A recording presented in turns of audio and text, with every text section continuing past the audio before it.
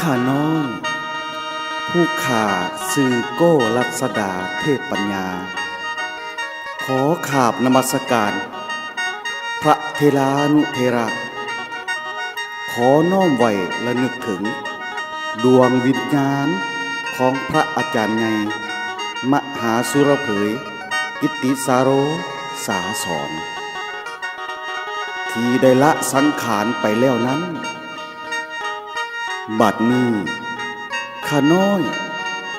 ขอน้อมถวายบทก่อนล้ำแลเพื่ออุทิศส่วนกุศลในก่อนที่มีชื่อว่าอาไหลหักอาไหลหาญาทานไงขอให้ไปฮอดไปถึงด้วยเถิดสาธุสาธุสาธุ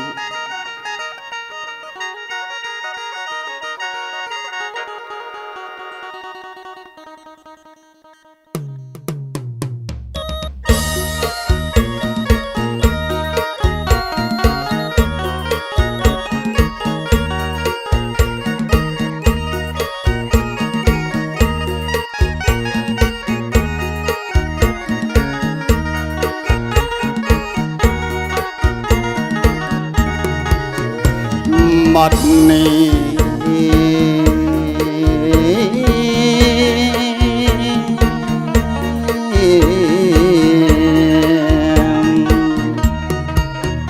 บัดนี้เฮียมขอเล่าประวัติท่านพ่อท่านใหญ่ผู้ทรงศีลถิ่นกำเนิดได้ยาวไว้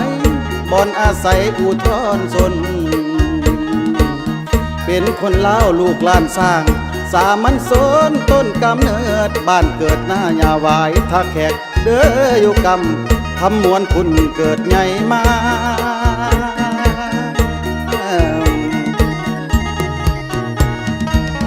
วันที่5 พฤษภาปี 1938นั้นวันประสูติขันมารดา13 ปีใหญ่ขึ้นมามักศีลธรรมยิ่งไฟเฮียนในธรรมมาจำจรลาบวชไก่บาทหอบสังขารมีคำฟังไปอำเภอเมืองมอไก่ฝังไทยพุ่นเพื่อศึกษาจบปริบัติธรรมประโยคตนตีโทเอกแปลบาลีมีวีซ่าในธรรมะจำพรรษาของสงฆ์ใดอยู่เมืองไทยข้าวนั้นเขียนบาลีครบประโยคเขียนจบมาแล้วถ่ายทอดศิษย์สอนให้ภิกขุสงฆ์ปี1969เพิ่นจึงได้ตาวพงกับตาวมาเมืองลาวย้ายมาสอนอยู่เวียงจันทน์อยู่ดนนานหลายปีใดสามัยลาวเฮาข้าวนั้นกำลังเกียมใกล้โปดปอยจึงหยุดถอยอยู่ยังมาเนาสาวาดสัวข้างน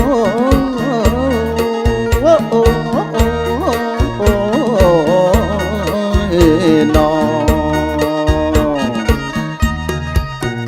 ตอนนี้หน้าที่การถึกแต่งตั้งสั้นตำแหน่งในข้องสงฆ์แต่งตั้งเป็นอพสเมื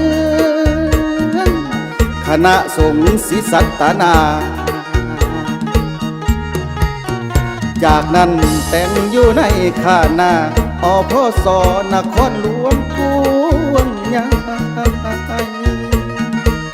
มีผลงานนับใส่เวียกสงฆ์นั้นเพิ่มทวีผลงานดีเพิ่นสร้างไว้คือไขปองคติธรรมทั้งช่วยเหลือสังคมสร้างวัดบ้านและเมืองบ้าน นั้นหลายพายมา พันล้านนาจนบ่ควรวัดจอมเพชรสมเอกอ่างที่ได้โมกขัดทานน้ำเกียรติคุณพักมอบให้ไปย่องย่อสั่นตำแหน่งทั้งเหรียญใส่กายแห่งงานรัฐบาลก็ย่อมอบตอบแทนคุณพระองค์ไทยเสิร์ชสู่เกียรติจิตใจมีผลงานดีเด่นเห็นหลายอย่างน่ายกย่องผู้ครองศาสนา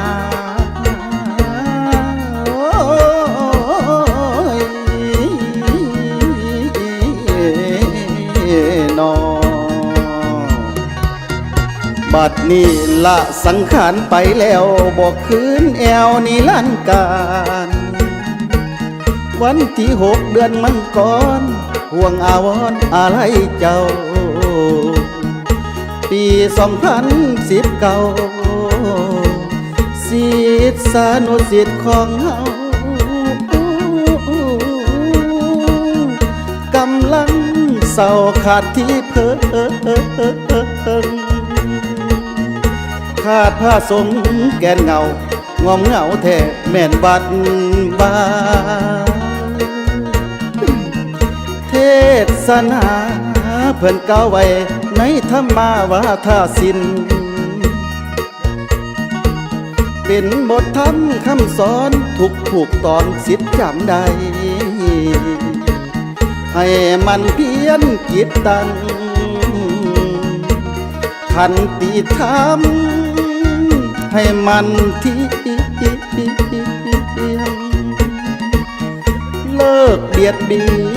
ยนคนอื่นนั้นจงหันหน้าแผ่เมตตา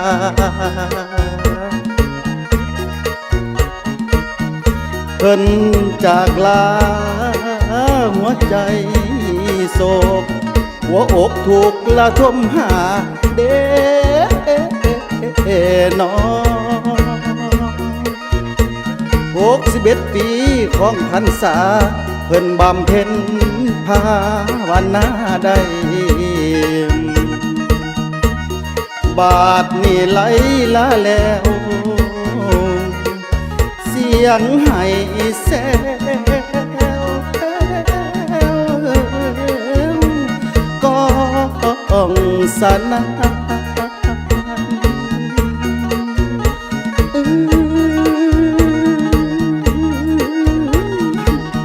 ศรัทธาเฮาโศกสะอื่นทนฝืนกันหลังน้ำตาพระอาจารย์ใหญ่มหาสุรเพยกิตติสาโรสาสอน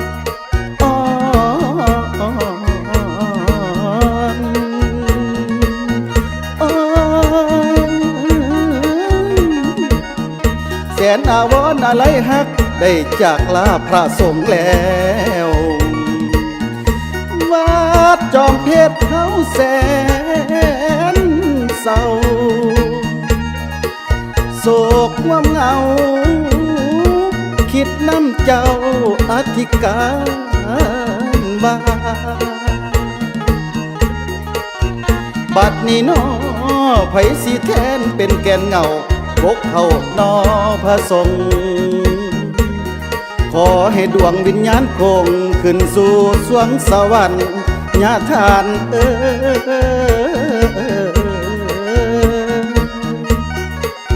81 ปีของสังขารญาทานมอ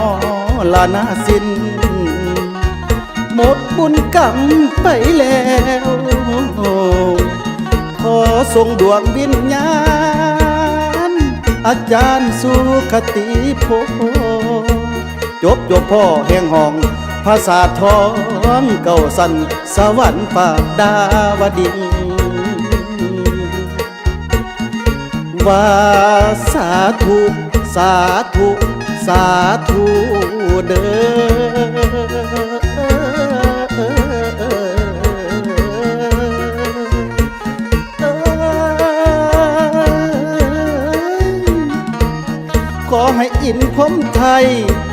ราชจงยินดีโปรดปราณีดวงวิญญาณพระอาจารย์อาศัยสนอยู่เบื้องบนสั้นสมเกียรติเทพเทพาอารักขาใหญ่ขอวิญญาณจงจวบพอกหอพระศาสตร์แห่งสวรรค์ขันวิญญาณบ่ท่านพ้นจากผลทุกข์ทรมานขอให้บุญบันดาลสู่สวรรค์หอโลงแก้วขันมีความสุขแล้วให้ปิ่นโยสุดที่ยิ่งสวรรค์โลกนี่มีจริงขอจงเอาอยู่พุ่นให้เฮืองเด่นสื่นมาโน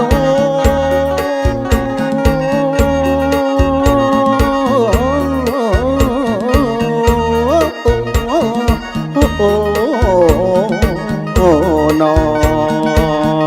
งบัดนี้ปาลิโยสุดเสียงกระแสเสียงห้วยคอยบทล้ำและอินอ้อยเสียงขาน้อยสิตาวลงขอจงปาละมีล้นดวงวิญญาณอย่ามองมนศิษยานุศิษย์ทุกคนขอพ้นบุญสวยคำวิญญาณขึ้นสู่สวรรค์